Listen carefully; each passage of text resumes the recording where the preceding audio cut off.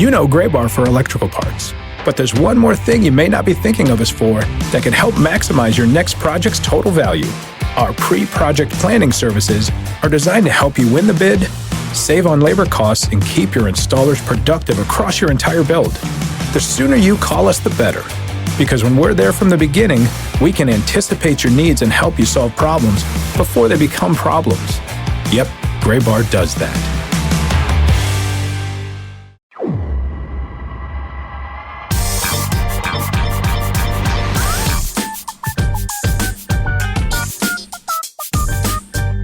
Hello, everybody, and welcome into the show before the show, the official podcast of minor league baseball. I am Sam Dykstra, not playing the role of Tyler Mon, who is off in Japan this week, about to cover some amateur baseball out there, as Tyler is wont to do every few months. Travels the globe broadcasting games for WBSC. He'll have more to talk about that, hopefully, next week as he settles in a little bit more on the Japanese side, but we miss him very dearly. Excited to hear more stories from Okinawa and other stops along the way. But for now, I am joined, as we always are in this opening segment, by Ben Hill. Ben, welcome in. How are you? Doing all right, Sam. Thanks. I hope that when I'm gone, you miss me deeply and dearly. I do. As we miss Tyler deeply and dearly. I think that every weekend when we are apart, or when you are on the road, or I'm on the road. Yeah. Which is a significant portion of the season. It is. Somehow we make it through, but it's a lot of missing going on. There's a lot of missing, which is why I'm glad we have this podcast, where at least we all have one spot that we cross paths once a week. Yeah, it's our cheers. It is our cheers in a way. Which, as a fellow Sam, I accept all cheers comps. Yeah. And as a Woody Harrelson lookalike, that's what I do as well. Well, so speaking of coming off the road and all that, you just finished up your last road trip to Northeast Ohio, making stops at Lake County and Akron.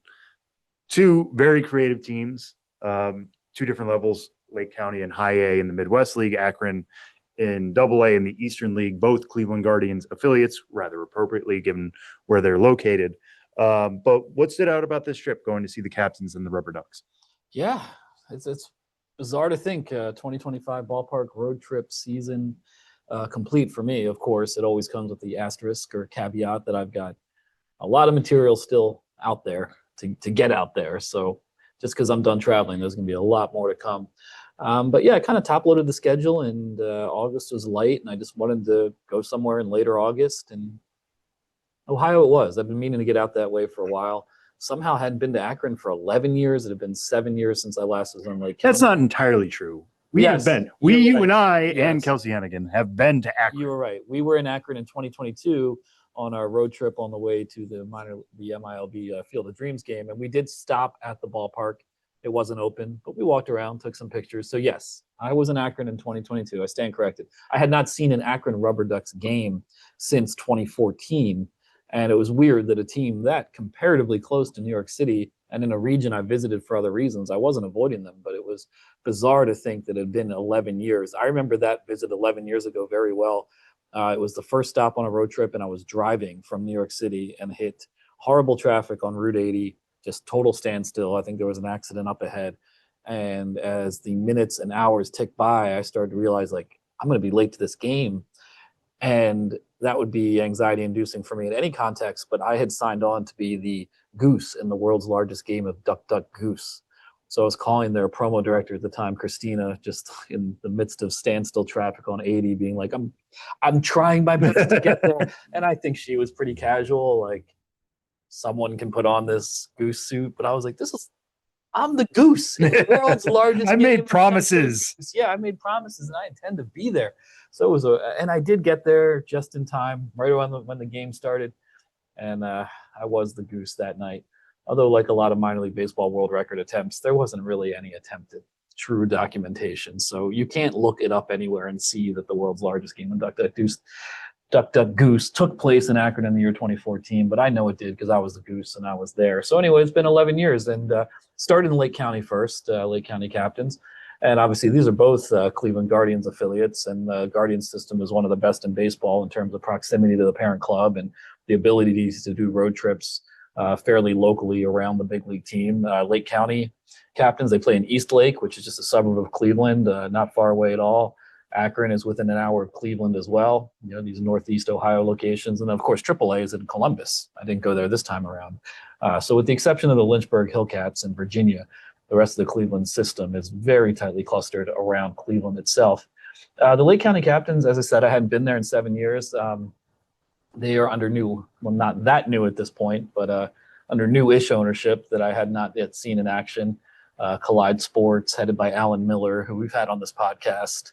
I can't remember the exact reason we had him on the podcast, but I know we did. They give us plenty of reasons to talk about them, that's for sure. And I've covered the captains in various forms under things that he's done. And he also owns the Portland Pickles, the summer collegiate team in Portland, Oregon. And they've gotten plenty of, they punched above their weight in the summer collegiate context in terms of having a bit of a renegade spirit. So a little of that has been transplanted to Classic Park in East Lake, Ohio. It's a pretty basic ballpark. It's in an area where you don't really feel like you're near a town. It's right off the road. I should remember the main road. Accessible via public transportation right near a major road. So it's convenient, but it's not a particularly scenic ballpark. And I'd say it's pretty boilerplate in its design or standard issue, not a full 360 degree. Oh wait, it is a 360 degree concourse. I can't even keep track. I go to so many ballparks. Anyway, pretty basic ballpark. One of the coolest things they've done in the last couple of years, and we might have mentioned this on the show before, but to see it in action was really cool, is, look, this is a podcast of the people. We don't talk about suites very much because, it's very rare that the common person is getting we're not fat cats. But come on, it's minor league baseball. You can get a group of friends together and afford a suite, within reason. I think it's a great way to get your friends together for a party. And the Lake County Captains provide a really good reason to do that because they have a series of themed suites that are really well done. The 80s arcade suite, with a bunch of classic arcade games in the suite itself, but also just like an vintage 80s boombox that's like with cassette deck that like works, and the lights are low, and the boombox has like the kind of neon flashing lights and the volume levels like flashing the same way you'd kind of remember like a teenager in an 80s movie, like listening to music really loud. It's like that. And there's a 70s bowling suite with, again, very much the aesthetic of a 70s bowling alley. The bowling in question is one of those kind of bar bowling type setups. It's an actual ball that you roll down, but then the pins are, attached to strings. Attached to strings, and they all kind of go up or down at once. But fun game to play. And same thing, they had like an old 70s television kind of playing a purposefully staticky image of like Barry White when I happened to be inside, but it's like a big playlist of that kind of stuff. But the sound was good with the Barry White, but then on the picture it was appropriately kind of staticky and fuzzy on an old 70s TV. So those kind of things. They have a pirate bar, really, decked out, so to speak, like a ship deck. I mean, real pirate aesthetic they nailed at this bar. There's a Christmas suite, which is, Christmas, they celebrate it all over the place, but, the Christmas Story house is right near East Lake, Ohio, or maybe it's in East Lake, Ohio. So I think it's in Cleveland, isn't it? Or is it in Cleveland? It's technically in Cleveland. I guess it is in Cleveland. I associate it even more with East Lake because the Captains in the past, for years, they would do an annual Christmas Story bobblehead. So when I'm being there and seeing a Christmas Story or a Christmas suite, I was like, of course, this is like the Christmas Story team. But again, just like really decked out and themed out really well. So I thought that was really good. The big story, as it was for my trip to Lake County, is, I had designated eaters, Matt and Carolyn Lowell. Minor league heads listening to this might remember Matt and Carolyn because in 2012, they visited I think it was every full season minor league team, like 120 teams, one season, wrote about it the entire way.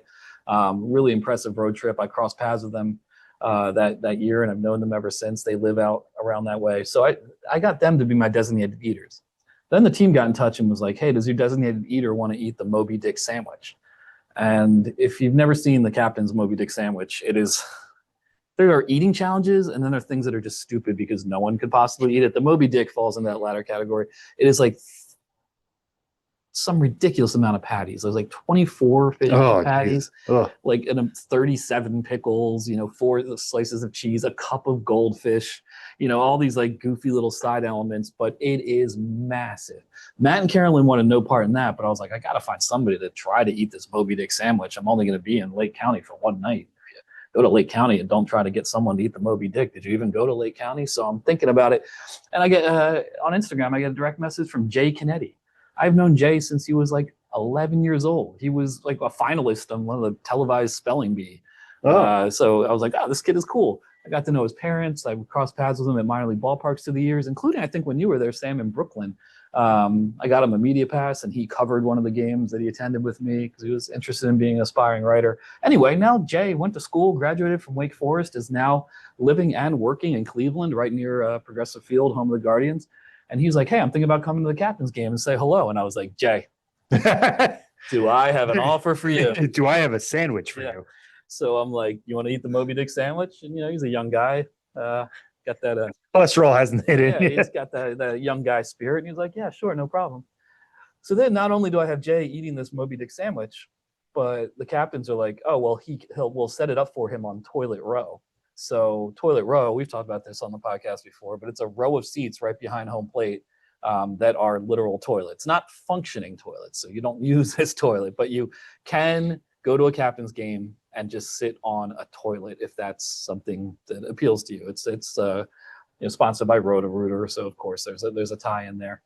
And then on top of that, Logan Petoskey, I think that's how you say his last name, the broadcaster for the Captains, is like, I'm going to broadcast from the toilets as well. So it was chaotic, not the best conditions for actually documenting. I'm also there with an LCC, Grace Hoppel, a live content coordinator, to get additional photos and videos. So there's a lot of moving parts here, but it's Jay Kennedy on a toilet at a Lake County Captains game with the broadcaster Logan sitting next to him on another toilet broadcasting the game, and then me as well as Grace with a better camera and video elements recording Jay eating the Moby Dick sandwich. And after all that, he gave it the old college try or just out of college try, but it's an impossible challenge. It's absolutely impossible. But here's what I liked about Jay's approach is he gave up knowing that this could not be done. And then he had it wrapped in foil and took it home. That's an industrious young man. So he walked out of the ballpark with a gigantic foil wrap mound on top of a cardboard tray and took it home and utilized those leftovers. Did you call him Ishmael afterwards? I should have. And he was, I was like, well, Jay, this is your white whale right here. I was trying to think. It's been like over a decade since I read Moby Dick. And I was trying to come up with real clever Moby Dick references, and I found I could not. So Moby Dick, truly one of the greatest books I've ever read, and it's a classic for a reason. So if you get anything from all this conversation, just read Moby Dick if you haven't. And I think I should read it again because it's been 12 or 13 years. And here's my guarantee. If you go to a Lake County Captains game, order the Moby Dick, and read Moby Dick while eating the Moby Dick, we will get you on this show. Yeah, and see which one you finish first. It'll be a toss. That legitimately might be the actual challenge. Which one do you finish first, the book or the sandwich? Well, that was Lake County. What about Akron? You talked about, like, you and I have been there without there actually being a game, and I really enjoy just the atmosphere around it. It's one of those downtown ballparks that I really favor. But what stood out about the visit to Akron this time? Yeah, it is a great downtown location, including the Children's Hospital just beyond left field, and the team does a lot of partnerships with the Children's Hospital. That really, they take advantage of that location, and they have hero seats and people associated with the hospital in the ballpark all the time, and some real cool home run for life type promotions. But yeah, the downtown location is great. Akron is just one of those teams that is just on it and has been for a long time. Really has been ever since Ken Babby bought the team and the rebranding from the Arrows to the Rubber Ducks. I think he bought the team in 2013, and then they changed their name to the Rubber Ducks in 2014. Rubber Ducks, of course, a reference to the tire industry in Akron. My hotel was about 2 miles from the ballpark, right near a huge Goodyear, lit up Goodyear sign. So there's still that legacy there, although not as much, rubber tire production as I used to be. But anyway, it's not just a goofy name. It obviously ties into Akron's history. But Ken Babby is the owner. Jim Fander, who's been in minor league baseball for decades, and he's an Akron native. Like, he just knows the team that so well, the city so well. There's just such a great front office culture, the kind of team that, just all around the ballpark, all these little things, getting the details right on the signage, changing up the food items, regularly. Great murals by a local artist all throughout about the Cleveland Guardians and Indians history, but also like Akron history, and like, oh, marbles were invented in Akron, and here's like a painting of like some marbles and PVC piping and that kind of thing. So just walking around the ballpark, getting a true sense of Akron, its culture, its people, the accomplishments. It's Akron's bicentennial, I believe. So they've been doing a lot of specifically Akron themed promotions this season.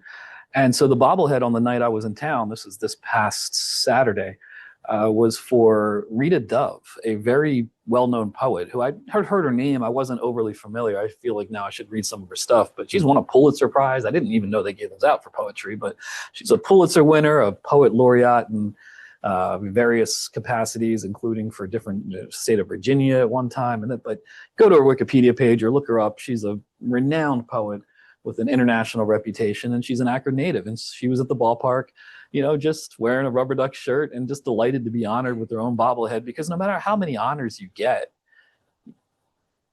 there's something that hits a little different when you're going back to your hometown and getting a bobblehead from the team. So even though she's in her 70s now and has had a very successful career, that's something new. And I got to interview her for a few minutes as well, and she just had a smile on her face and was holding her bobblehead, and just like, cool, good for you, Rita Dove. Now you have your own bobblehead from your local minor league baseball team. It was just a great night. It was a great night to end my road trip season, because as you've heard me talk, I love that I still do this, happy to do it, but it can get stressful at times, for sure, especially in my advanced age, and balancing family life and changing ways we do our jobs. Sometimes the season can really wear on me, and then you go to a place like Akron and you're like, yeah, man, this is what it's all about. Like when a beautiful night in the late summer with a team that just seems like it's perpetually firing on all cylinders operationally. And throughout the trip, seeing Jay Kennedy, seeing Matt and Carolyn Lowell, having lunch with John Kudo, who runs GameOps.com, and who I've known for better part of 2 decades. Seeing David Ratz, who was in town. He's promo director for Jacksonville Jumbo Shrimp, which is also in the same ownership group as the Akron Rubber Ducks. And so just to cross paths with all these people I've known for years and see minor league baseball one last time, it was good. I was glad to get out there one more time. And to be honest, now I'm glad I'm done. I will miss it, but I've got plenty to write in the next couple months, stay on the road in my mind. It's nice to have an off season. And by the time next season rolls around, I'll probably want to do it again. And even if I don't, what the heck else am I going to do? You'll be out there in no time anyway. And I am glad that Akron seems like the perfect place for you to end your travels in 2025 anyways. But the 2025 season isn't completely complete, as everybody listening to this already knows. One of your standby features every year for a long time now has been the promo preview. And you have one final promo preview of 2025. It's always interesting time of the year for promotions, I feel like, because schools are starting back up. Some have already started up in certain areas of the country. They haven't yet done that here in New York City, but they're certainly close. So you're not, that the attendance isn't necessarily going to be there. So how do teams try to balance, like, we need to draw more people out versus we know people aren't going to be able to come out necessarily in late August and September in the same ways? Is this a time to be creative? How does the promo preview kind of come together for this final one?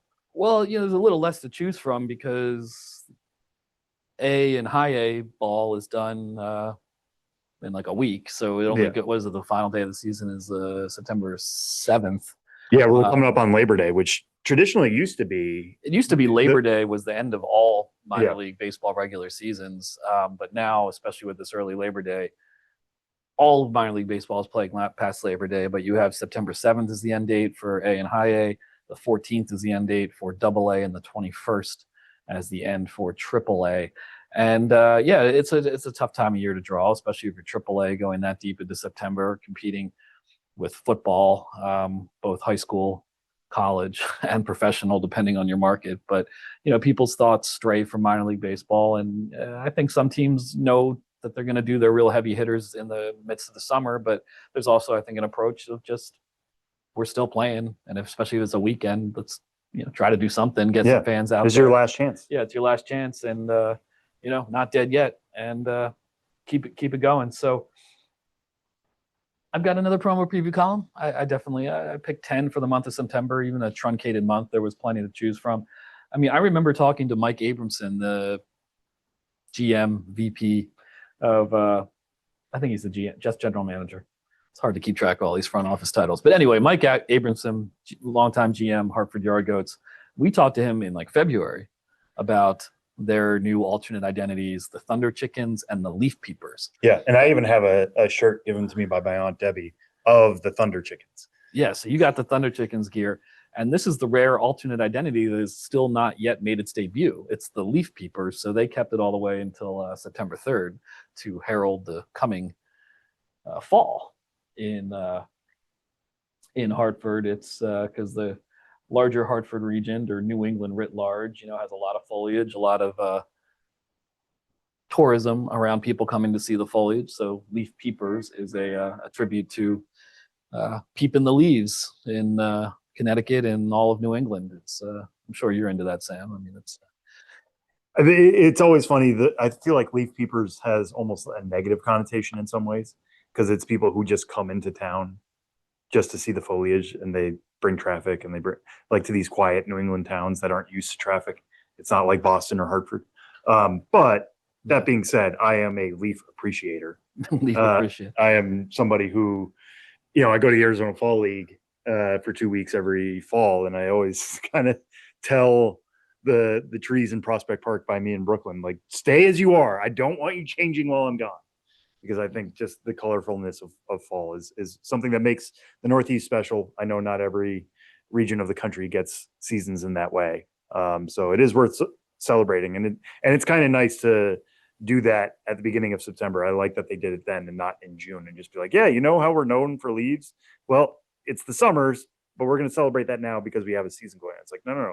Save it for the appropriate time, even if it's the very, very end of the season. Yeah, perfect. Autumnal alternate identity.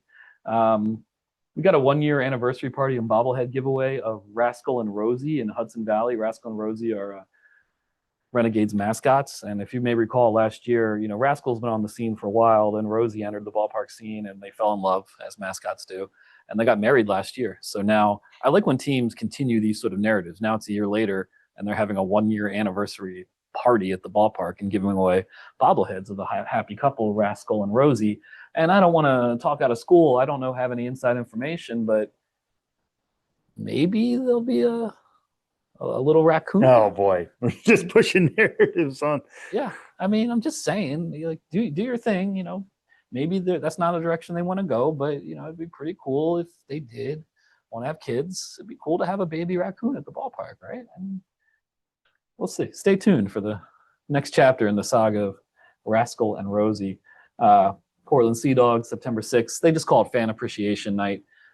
Everyone basically knows it off the record as Field of Dreams Day, but the Sea Dogs have been doing that for better part of 3 decades now. But they have it down to a science. Our friend Josh Jackson wrote a story about this a number of years ago. But that morning of the game, erect a temporary cornfield in the outfield, and then have the players emerge from this cornfield wearing vintage, uniforms. I think it was like the Portland Eskimos was one of the identities they've done in the past. I don't know who it is this year, but the players come out looking all vintage and sepia toned, and they literally emerge from the cornfield.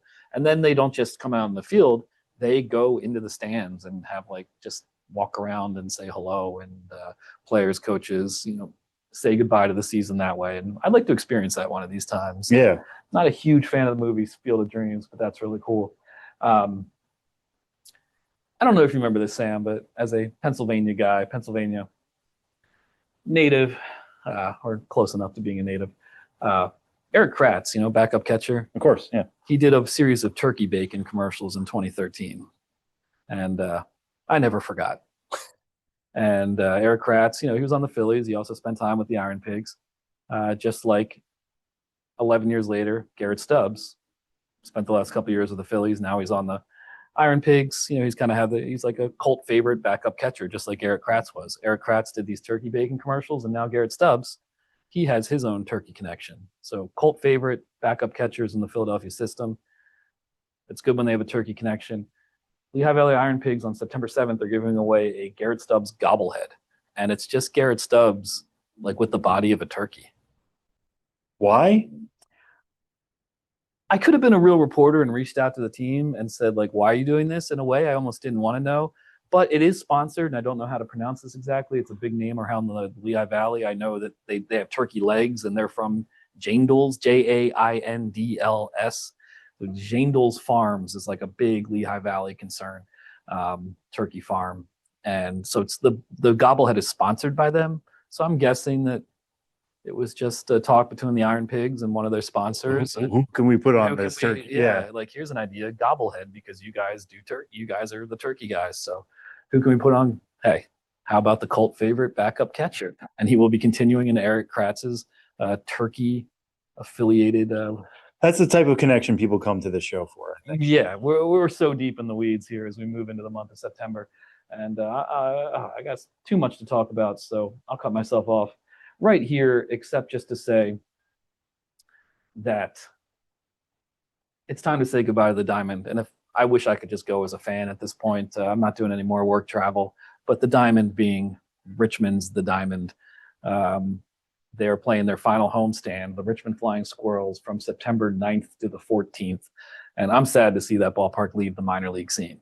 Granted, it's time for that ballpark to leave the minor league scene. When the Diamond was the home of the Richmond Braves in the AAA International League from 1905 to then 2008. In 2008, the AAA Braves team left largely because of not wanting to play in the Diamond anymore. That was in 2008. Then there was 2009, no teams played there. And in 2010, the Connecticut Defenders relocated to Richmond and became the Flying Squirrels that we know and love today. And when they moved in 2010, the narrative around it 15 years ago was like, we are moving here because there will be a new ballpark in the near future. And I've lost the script. I've followed the script. I've lost it again. There have been so many ups and downs and false starts and almost and could have beens with building a new ballpark in Richmond. And I'm sure if you had told the team ownership in 2009, 2010 that a new ballpark in Richmond won't open until 2026, they would have been like, deals off. But right. The fact is it's finally getting done. And the fact is the Diamond I love that place. And we've talked about it on this podcast before. I've only been there a handful of times, but I love it because it feels like the AA version of the more hulking, concrete, multi-purpose, looming behemoth edifices that were sort of the norm of our childhoods, going to the Vet, Three Rivers, the old Busch Stadium, Cincinnati Riverfront, those kind of places. So I always liked that the minor leagues had a representation of that. Is it brutalist? I don't know. It seems brutalist to me, but I kind of take it as brutalist. Yeah, a representation of that kind of architecture. And so September 9th to the 14th is the Flying Squirrels Diamonds Aren't Forever series, and they're doing a lot of things over that. And as much as everyone's looking forward to the new era, Carmax Park, which is going to be right in the same areas where the Diamond stands now, I'm sure it'll actually be very emotional because this is a place that, 40 years and a team that has always drawn well in a town that supports baseball. So Richmond writ large, Richmonders writ large have a lot of associations with this place, and it's going to be sad to see say it go. They're collecting items for a time capsule. They're having a reunion of the 1989 Richmond Braves. They're giving away a bobblehead of superfan Ray Edwards. I always love when teams do that and just highlight a fan for being so loyal through the years.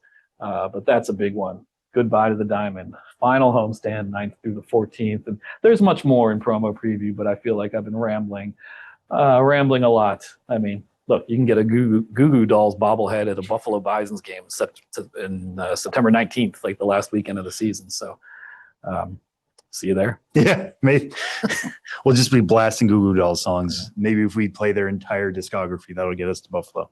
All right, last one, Ben, before we toss to a couple interviews here. That there's been some news recently that a exhibit is on the Negro Leagues is coming to the home of the Montgomery Biscuits, Riverwalk Stadium, which is actually a very cool old-looking park. It kind of feels like a museum to me in some ways to begin with, because it, as you and I have talked about before, it's got an old train station. There's a lot of brick there. They've kind of built around that to build the ballpark. But now they're moving in a Negro Leagues museum that is also done in tandem with the Negro Leagues Museum in Kansas City. How is this kind of working? Yeah, this is a cool thing to look forward to for the start of the 2026 season. I believe that's the timeline. But the Biscuits have collaborated with the city of Montgomery and the Negro Leagues Baseball Museum, which its flagship is in Kansas City, Missouri. So this is going to be a Negro Leagues Baseball Museum annex at Montgomery's Riverwalk Stadium. And it looks like they're going to be devoting significant space in the ballpark along that very architecturally unique first base side of the ballpark that used to be a former train shed and train company office. So there's a lot of brick and old wood beams, and they're opening a large display that will be permanent, highlighting the history of the Negro Leagues and baseball's impact in the civil rights movement in general. An emphasis on Alabama, guys like Hank Aaron, Willie Mays, Satchel Paige. Alabama has a huge pedigree of Hall of Famers coming through. And this exhibit is going to be part of Montgomery's civil rights tour, or civil rights trail. I was seeing it referred to as different ways, but part of the tourism and just exploring Montgomery's history is exploring its civil rights history. It's called the birthplace of the civil rights movement because it was there in 1955 where Rosa Parks refused to give up her seat, and that sparked the bus boycotts of the city's bus system. Martin Luther King Jr. rose to prominence, through his work on that issue. So it was, he was preaching in Montgomery a lot. So like anything, is anything truly the birthplace of something? There was always something that happened before and happened before and happened before. But when we tell the story, trying to give it a genesis, Montgomery is often referred to as the birthplace. And at any rate, there is a tremendous amount of history throughout that city and a civil rights tour you can go on. So now Riverwalk Stadium will be officially part of this civil rights tour because of this Negro Leagues exhibit at the ballpark. So I think that's pretty cool that this is not just going to be a cool thing at the ballpark if you just happen to be going to a baseball game, but also something incorporated into a larger history of Montgomery's, into a larger exploration of Montgomery's history. So I'm looking forward to seeing it. I hope to get back to Montgomery and then see this exhibit, and a really cool collaboration. And that's coming next year. And it was just announced today that'll be in the works. Yeah, very excited to see that come together for future generations and future baseball fans and just people who go to Montgomery to check out the history of that great city. All right, Ben, we have 2 interviews this week.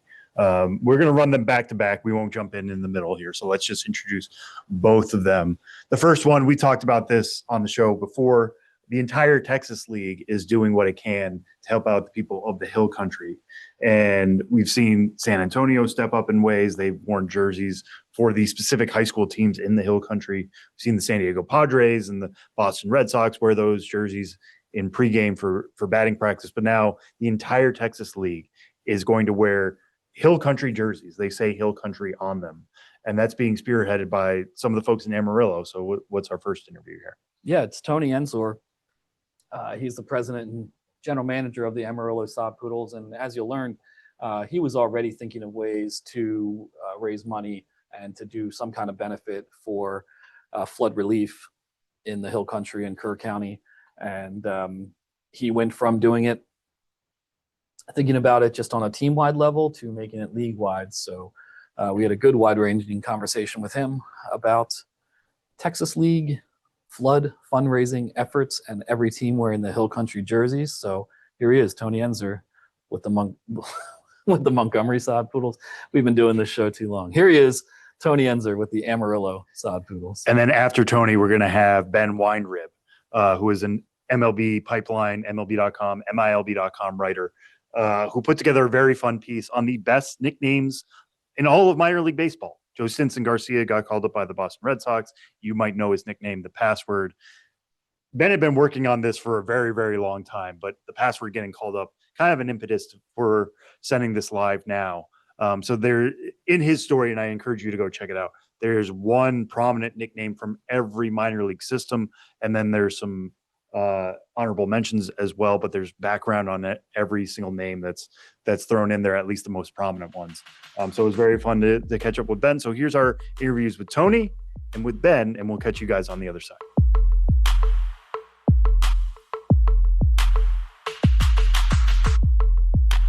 Starting today, August 29th, and continuing into the month of September, every team in the Texas League will wear Hill Country jerseys to benefit flood relief from the floods that happened over July 4th weekend in the Hill Country. And it's a great initiative, league-wide, and we're here with Amarillo Sod Poodles General Manager and President Tony Ensor to tell us about this initiative, how it came about, because I know that you, Tony, were one of the people really involved in making this happen. So thanks for being here. Yeah, thanks, Ben. Thanks, guys, for having me. And this is it's not a fun thing to talk about because you wish it never happened. But in response to it, I think it's good to get the message out about what we're all trying to do collectively. Yeah, so this started, with the San Antonio Missions, who are, as close to the Hill Country as any minor league team. On August 9th, they wore jerseys of local Hill Country high schools and had some partnership with their parent club, the Padres, and they kind of got things moving. But then from there, how did this transition from that standalone in San Antonio to you getting involved, into the whole league getting involved, getting these jerseys done that everyone is going to wear on a select dates, starting today and all the way over the course of the next couple of weeks? Yeah. Thanks for asking. So I know I've known Burl for 30 years in this business. He and I kind of came up together. First met in Chattanooga, Tennessee, when I was a groundskeeper, and he was one of the sales execs. So we met back in the day, but I knew Burl was going to do something at the time when we created this thought, or had this thought and started to work on it. We didn't know exactly what he was going to do, but I know Burl, and I know what a community-minded general manager and man and person he is. So he came up with what they were going to do in San Antonio, and on a different track, we were working on something here because I was very in tune to what was happening down there in Kerr County and the Hill Country, and the nation saw the images, the devastation, the heart-wrenching storylines that came out of that horrific weekend, and so it just touched my heart, and really it was heartbreaking to see all those images and to see all those kids and the brave people and the first responders and everybody that once the devastation happened, which is horrific, then it's about a response. It's about what can anyone do to help, and so that's where it kind of came into our head. What can we do in Amarillo to help our fellow Texans down in South Texas, Hill Country, Kerr County area, and then what can we do to help our partner in San Antonio, our Texas League partner? And so we created an initiative that we initially thought was going to be for here in Amarillo, and then I just had the thought of, what would be cool, because this is the Texas League, and this is our Texas neighbors that this devastation happened to. What if we could all get together and do something collectively to help? And so we started to put the idea together, and it was we had a Texas League meeting shortly after we came up with it, and we put together the program here and said, and brought it to the Texas League Board of Directors, which is all the owners and GMs, and said, if we could put this together and make it to where everybody could, because everyone's got their own things going on. Everyone's going to be in the last 18 games of the season, around this time, and there's so much going on in the baseball world. People trying to get independent races and solve second half championships and final promotions of the year. But I said, because I knew it'd be difficult for everybody, but I said, what if we could put this together would you guys buy into it and really, because I think it's such a great story that if we could get all the Texas League teams to do it and to run the program and brought it to them in that Texas League meeting and the response was yes, yes, yes, yes. I mean, they all felt it the same way we did. In Amarillo, all the teams, whether you're in Texas, because some of the Texas League teams are in Oklahoma, Missouri, and Arkansas, but they all felt the impact of this horrific event that happened down in Kerr County. So we started to go to work. We put the program together. We got it out to the teams. We worked on the design of the jersey here in Amarillo. We wanted something in the design that would resonate with everyone. And I loved what Burl and those guys and Dave Gasaway did in San Antonio, really making it local with the high schools, where all the players wearing the high school jerseys, because what an impact that had down in San Antonio. I know they just had a wonderful night of tribute to those schools and to that area. But I wanted something because our people wouldn't know those high schools, and Arkansas wouldn't know the high schools. So we kind of created the Hill Country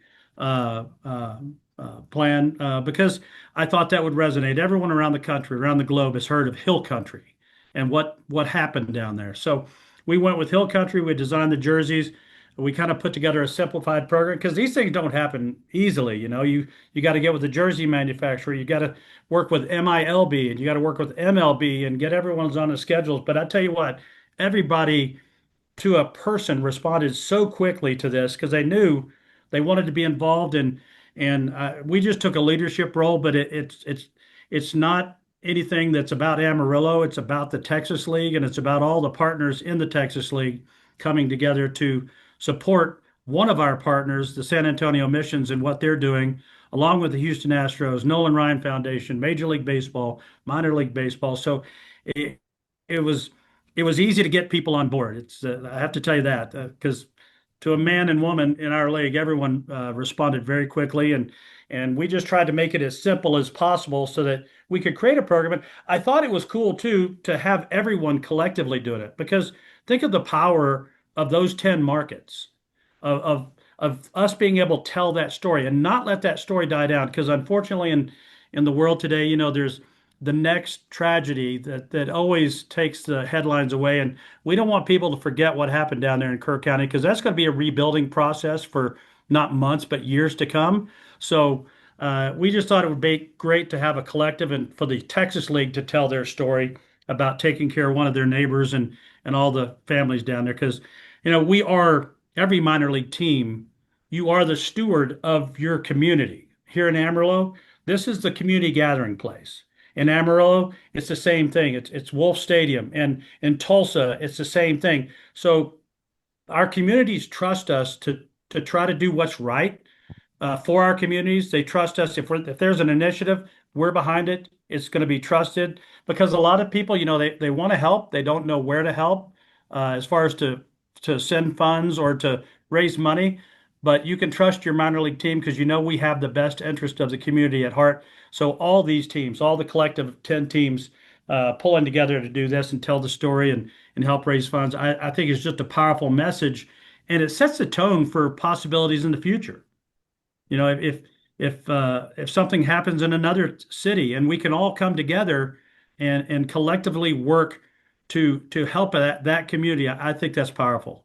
Yeah, that's actually what I wanted to pick up on is how much of an example this is going to set for other leagues. I mean, there's been minor league wide initiatives, obviously going back years. And, you talked about how deep your minor league history is going back to Chattanooga. Have you ever seen a league wide specific to just a individual league initiative like this before? And how much do you think like this will be the example, when you guys meet with other clubs this winter?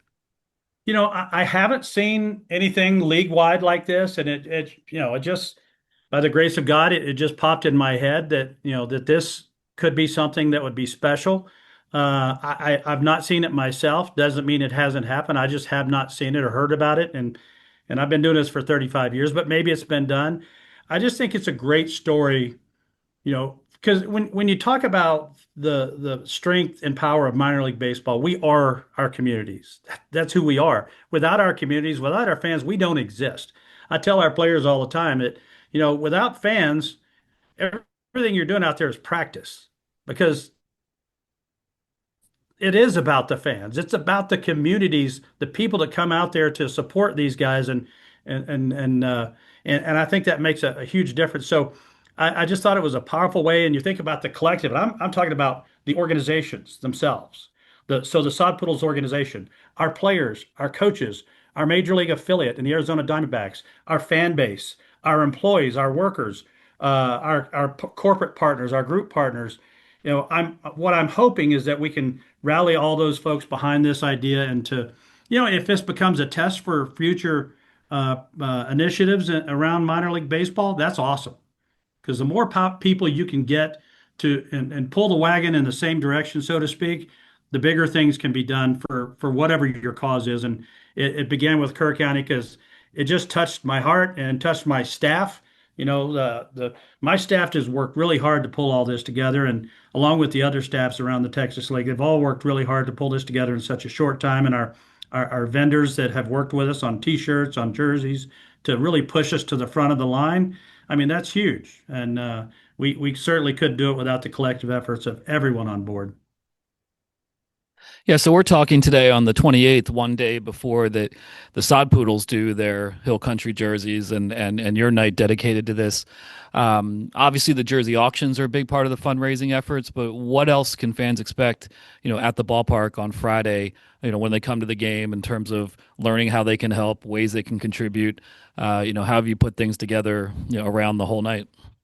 Yeah. So one thing, a couple things we're doing. This is going to be a night about the players and their giving back to the community and our organization, and I assume all the other teams, because there's four teams doing it in August. So three teams tomorrow night, and then one team on the 30th, and then the other five teams are doing their Hill Country nights in September. So ongoing thing. It's gonna here at Amarillo, we do something called pass the boot. And so when a sod poodle player hits a home run, in our case, we've got the Scouts of America, Boy Scouts and Girl Scouts of America are going to be here passing the boot. So every time a sod poodle hits a home run, and there's a few home runs hit here in Hodgetown each year. So every time a sod poodle player hits a home run, then we're going to pass the boot around to the crowd. It goes back to the days of back in the 50s when a sod poodle player, or not a sod poodle player, but a Gold Sox player, historical teams and throughout Amarillo's history would hit a home run. Fans would stick dollar bills and $5 bills through the chicken wire fence, and the players would collect them in a helmet, and that money would go to the players because obviously players didn't make a lot of money. So we've taken that tradition and turned it into a fundraising opportunity here for our fans to give back. So the jersey auction is going to be one place, and you can go to MILB auctions.com, and you'll be able to bid on these jerseys. That's one way. We'll be passing the boot with our Scouts of America here in the stadium. There's also a link on the website where you can, if you don't want a jersey, you just want to donate, you'll be able to do that on our site as well. You'll be able to make a donation through the site. We're selling T-shirts here at the ballpark. We started selling them a couple days ago. We've already gone through half our stock, and we know we'll sell out the rest of them tomorrow night. 100% of those proceeds and 100% of all the proceeds that are raised through all these different measures will be going towards the Kerr County to restoration of Kerr County and the Ingram Little League fields, where and that's another part of the story is the Little Leagues. In minor league baseball, we can't solve the world's problems. That's much bigger than what we can handle in minor league baseball, but we can help out with those things that kind of create a sense of normalcy in a community. Little League is so important to every community, and those Ingram Little League fields were devastated by the flooding. So we're going to focus our efforts on helping with the Nolan Ryan Foundation, Houston Astros, the Round Rock Express, and San Antonio Mission, and the monies are going towards the field and to Kerr County Restoration Fund. So we're also doing a 50-50 raffle. For us, it's a it's not a 50-50 raffle, but it's the same type of thing. Our fans will pay dollars and monies into a fund to throw tennis balls at a target on the field. And typically that half the proceeds go to the person who won, got closest to the target, and the other half would go to a charity. So we're going to be doing that here at the ballpark as well. But I think the biggest fundraiser is going to be the jerseys themselves. And my hope is that because just here in Amarillo, I'm talking about we have 5 to 6 top 30 Diamondback prospects. So not only are you getting a very cool jersey and one that has meaning in the Hill Country jerseys, which you guys have obviously seen those jerseys.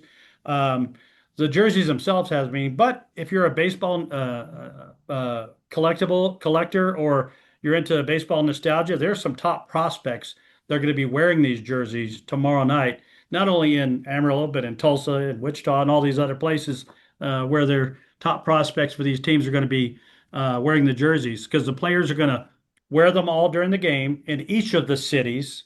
They're going to take them off immediately. They're going to sign the jersey, and then we're going to put them into a live auction. Different teams are doing it different ways. Some are doing live auctions, some are doing online auctions, some are doing a combination of both, where they do a live auction in their stadium, and then some of them will be online. But the best place to find that out will be going to MILBauctions.com.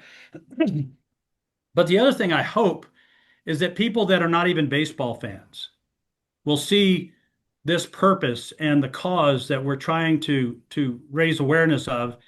And even if you're not a baseball fan, you want to make a donation to the Ingram Little League Fields or to Kerr County Restoration, that you'll go onto the site and you'll make a donation and get a great piece of memorabilia for your donation, and just have that memory and of the devastation that occurred, but your personal response to that. And I think that's cool, and I hope that's what happens, whether it be a corporate entity, whether it be an individual, whether it be a fan of minor league baseball all around the country. I would like for more people than just baseball fans to get behind this and to feel the commitment and make a commitment to restore Kerr County and the Ingram Little League Fields. That's my hope, and we'll see what happens.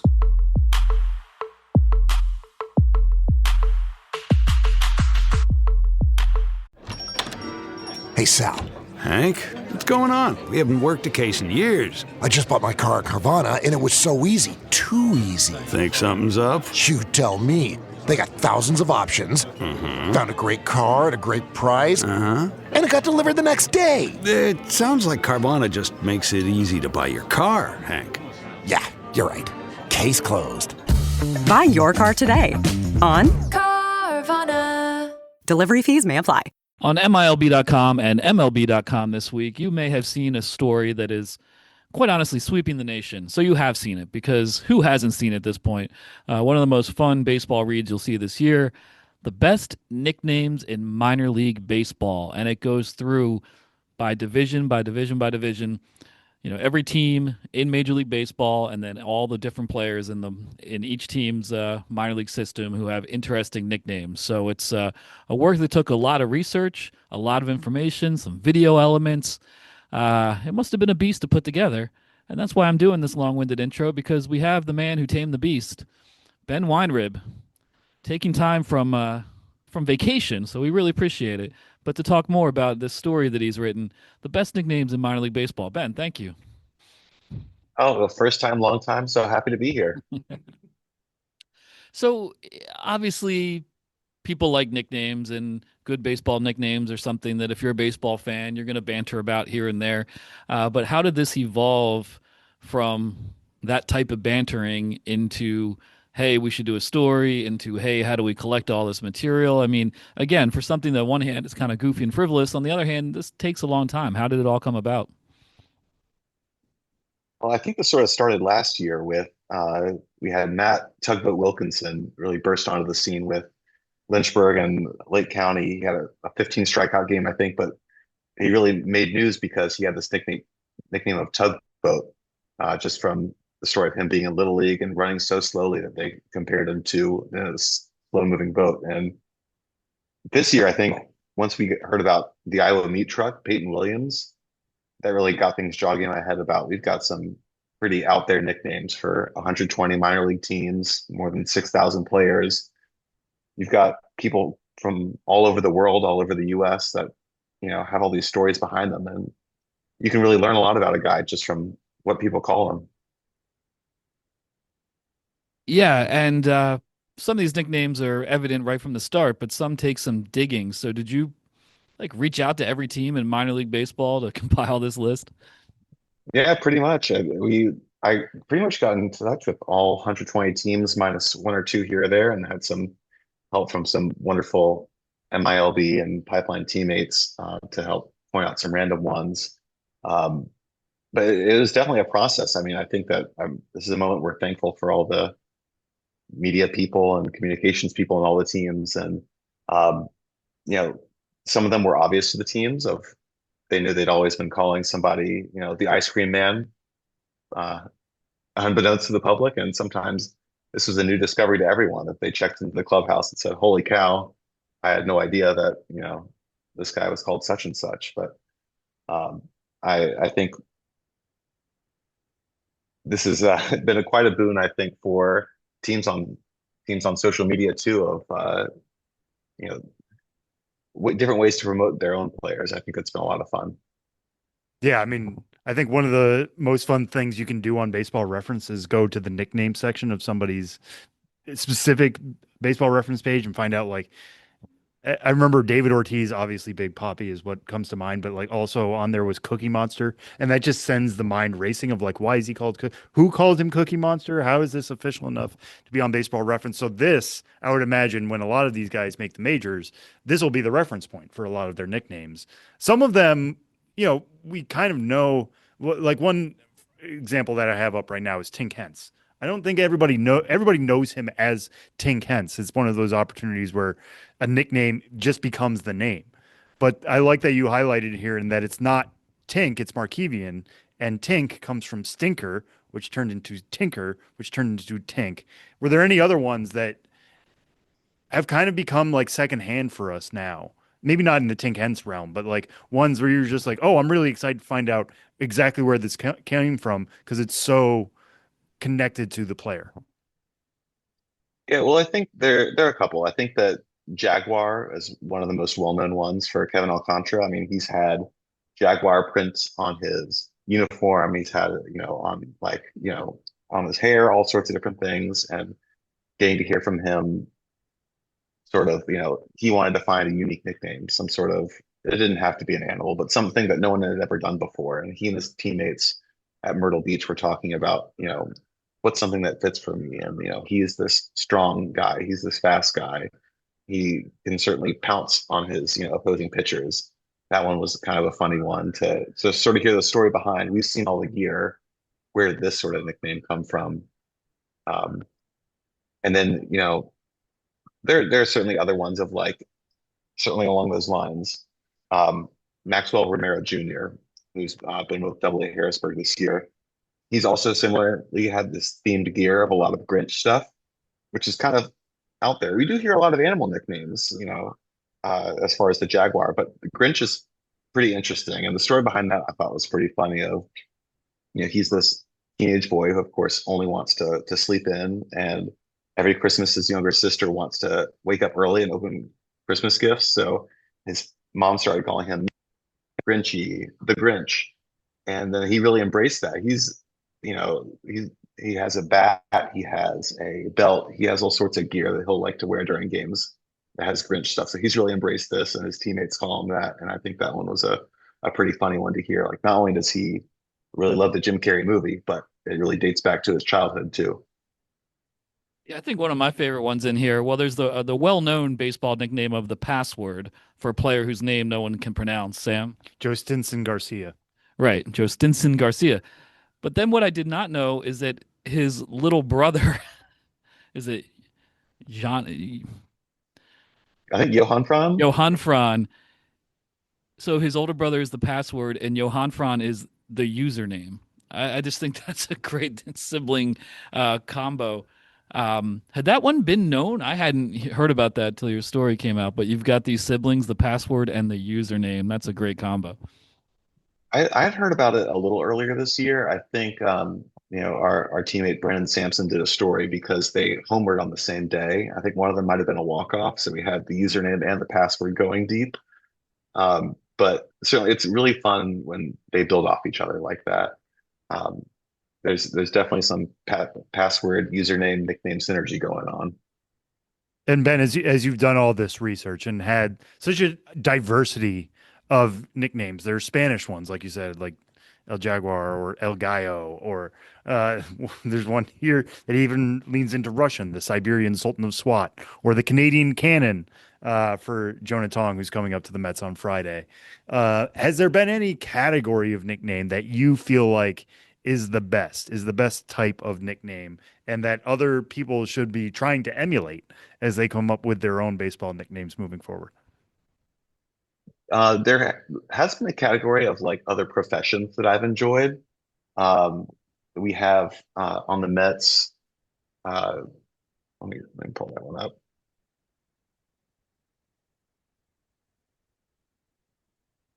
We have Christopher Gomez, who's the professor. So he got that because he loves to teach his teammates different things, work with them, help them improve. I had one that I had to cut because he got released, but Dionis Rodriguez, who was with the Cardinals, was El Abogado, which was the lawyer, because his teammates didn't think he looked like a baseball player at all. He looked like, if anything, a lawyer. And we have a number of other ones like that. We have the surgeon, El Cirujan, with the Giants, because he surgically carves through lineups. But I think there's a whole genre there of like, different professions beyond baseball that people could have. Yeah, and did you end up with any nicknames that you now know that you maybe couldn't put in the article for reasons of profanity, obscenity, because in a baseball clubhouse, I'm sure there's nicknames around there that are not for publication. Did you? But are you privy to some inside dirt, some inside nicknames here? Yeah, there was one that was a fairly normal sounding nickname, and I asked for an explanation of why he had it, and the poor communications guy said, "This is an extremely inappropriate thing, and I feel uncomfortable sharing."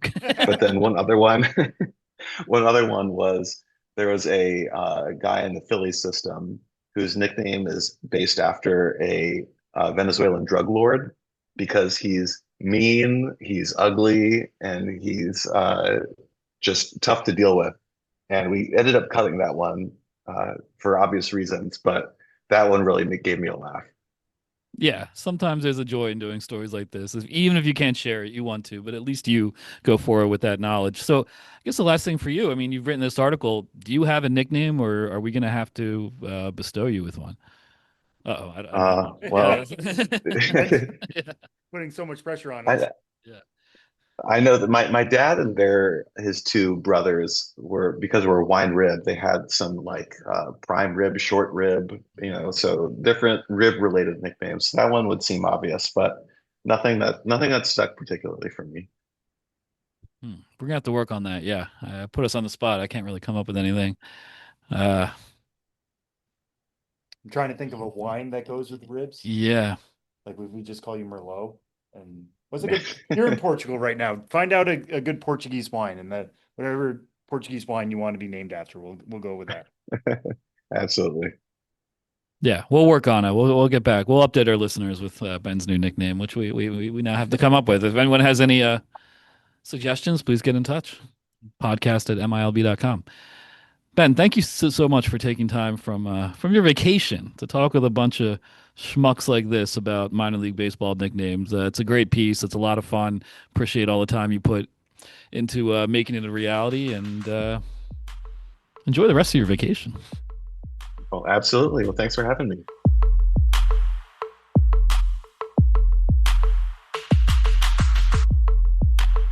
Does it ever feel like you're a marketing professional just speaking into the void?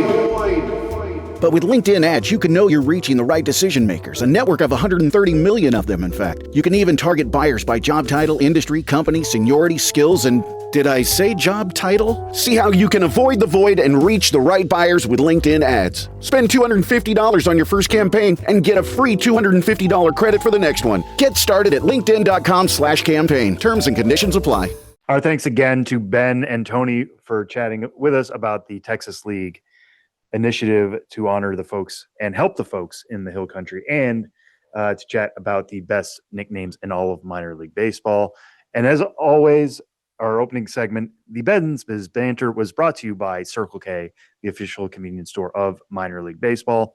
Before I go real quick, there's no 3-strike segment here this week without Tyler, but just want to mention, obviously, that the Mets called up one of their top pitching prospects, Jonah Tong. He will be debuting for the Mets on Friday.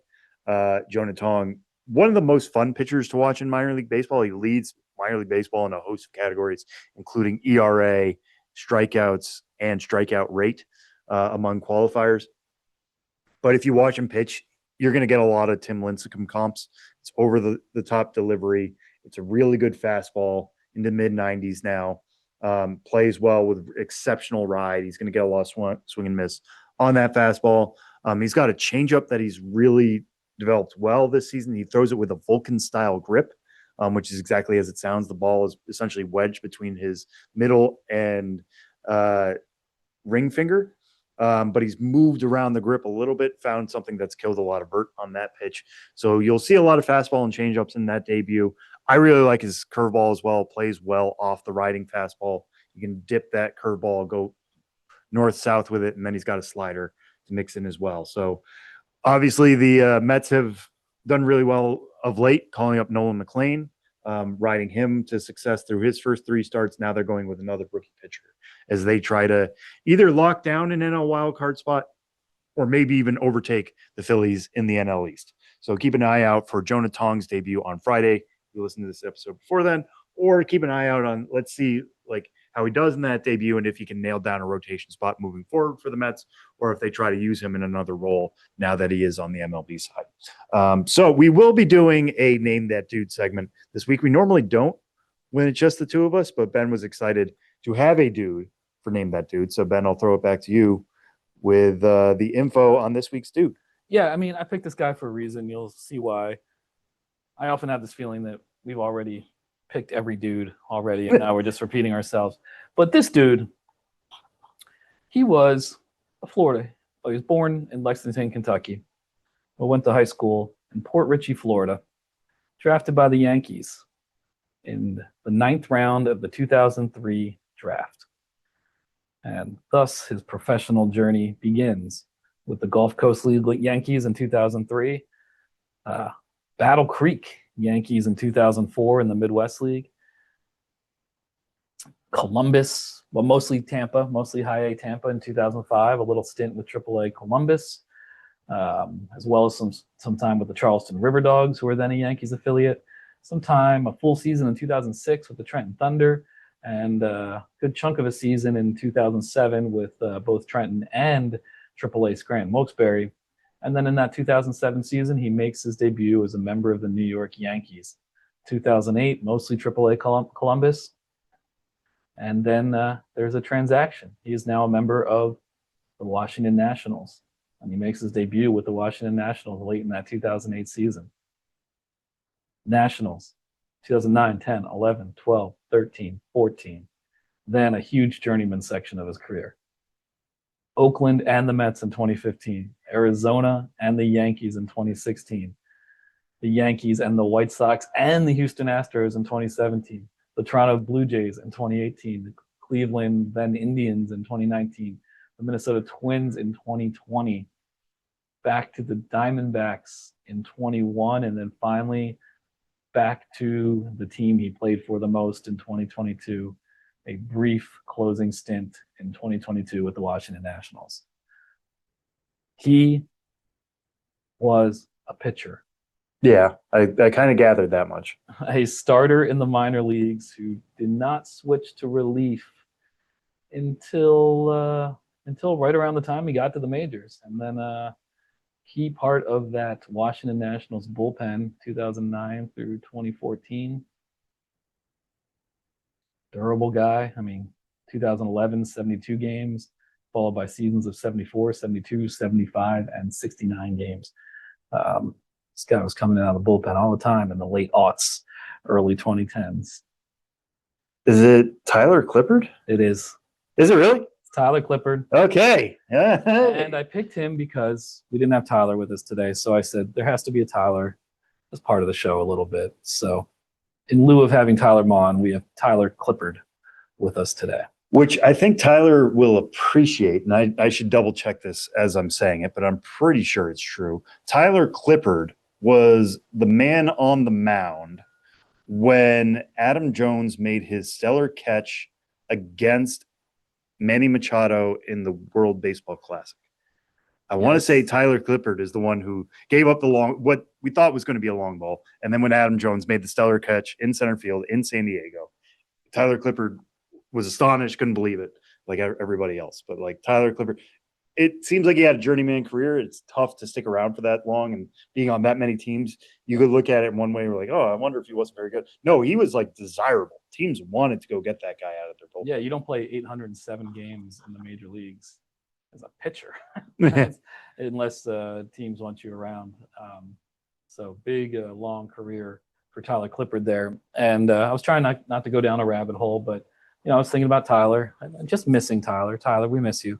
So I was looking up Tylers in baseball, and there wasn't a Tyler in the major leagues until 1993.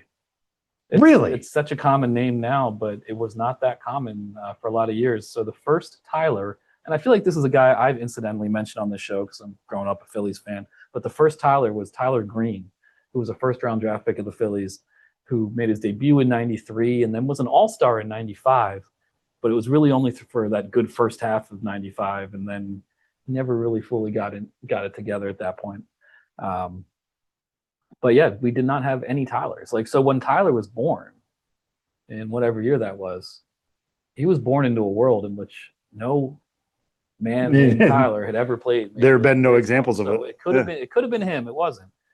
But Tyler Kepner of the New York Times, in my baseball Tyler research, found an article where he was writing about the rise of the Tylers. This is an article from 2017, but when there was starting to be a real infusion of Tylers, from it being no Tylers to then just finally Tyler Green being the first, and it's slowly ticking up in the 90s and then becoming an avalanche. And no, Ty Cobb does not count because he is Tyrus. Yes. Tyrus Cobb. Well, this is funny timing, and we'll close out the show here on this note, I guess. But the Rays called up Bob Seymour earlier this month, and he became the first Bob to appear in a major league game since Bob Howry in 2010. Isn't that hard to believe? And he's the first Bob to hit a homer in a game since 2002. Wow. That's like Bobby Witt Jr. is a Bobby. Yeah. And I want to credit the Cespedes barbecue guys, Cespedes family barbecue guys, who have been deep into this research on the drop off of the Bob. But Bob Seymour breaking the dry spell that we had of Bob's and going deep. So now we can reset that clock. But Tyler's on the way up, Bob's on the way down, but maybe Bob Seymour will lead to a Bob resurgence. Hopefully at the expense of Tyler's and Bob's. The constant battle of Bob and Tyler's. Yeah, it's the stories all this time. All right, well, tune into future episodes of the show before the show to find out about how that battle of the Bobs and the Tylers works itself out. Ben, thanks so much for all your work on this episode this week. Thanks again to Tyler, who will be editing this. So thank you, Tyler. Yeah, good luck, buddy. Yeah, good luck on multiple interviews and multiple segments. But otherwise, we'll join you next week on the show before the show. Thanks for listening.